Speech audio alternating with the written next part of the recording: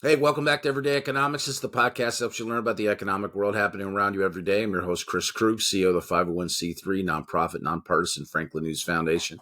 Everyday Economics, a production of America's Talking Network. And you can subscribe to all of our terrific podcasts at americastalking.com. To support Everyday Economics, please make a tax-deductible charitable contribution by clicking the link in the show description. We're recording this episode on Friday, December 20th. And joining me, as always, the man who is in the Christmas spirit, Dr. Orphe Divounguy, PhD economist and all-around good guy. Dr. O, 2024, here's the thing. We're going to do something that's maybe a little bit cliche, but I don't want to be cliche in the way that we do it. I want to do a year in review with you and talk about all the things that happened, sort of in economics in 2024. And there were a lot of things. Remember, we started the year with a tremendous amount of optimism around cuts. And there was a tremendous amount of optimism around getting inflation, under control. The job market, I don't know. There's a lot to talk about there. Of course, we had a massive revision, that came out I think it was maybe in August or September, where it was, 880,000 jobs that supposedly we had added. We didn't really add them. And by the way, they never existed. But there was a lot of stuff that's happened this year. When you think back on 2024, what do you feel was most significant and most memorable? And just like through your lens. Oh, so much has happened, right? So I think the government shutdown stuff,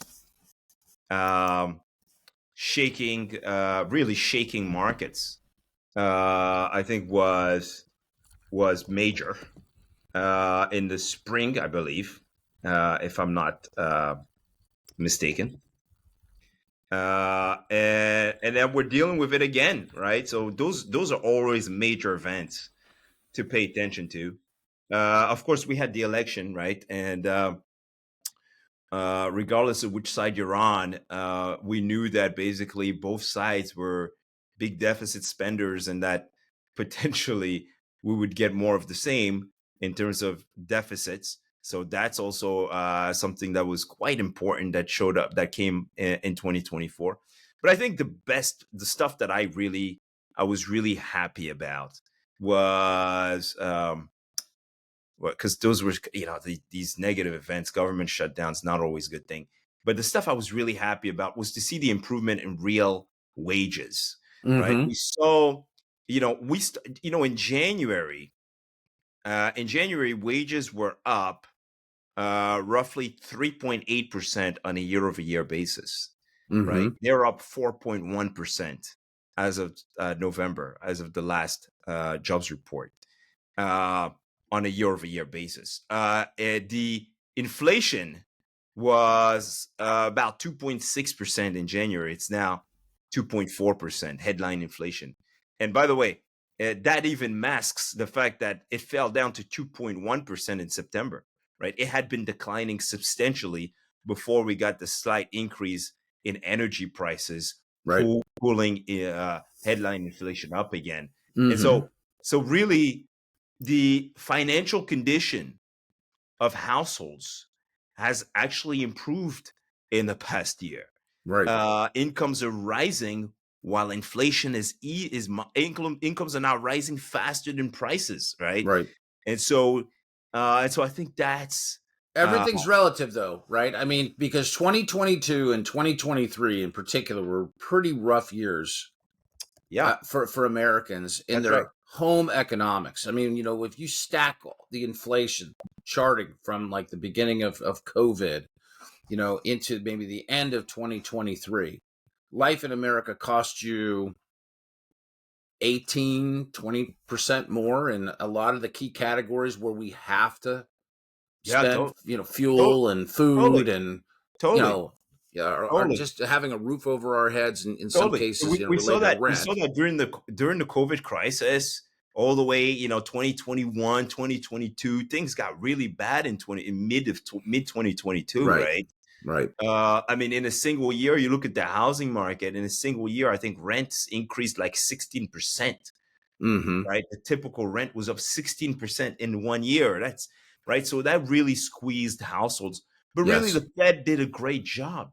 The Fed, we don't give the Fed enough credit. I look at social media posts and what people are saying out there, and it's always, hey, something goes wrong, blame the Fed. Something goes great, blame the Fed. Right? Mm-hmm. I mean, look, the Fed brought inflation under control.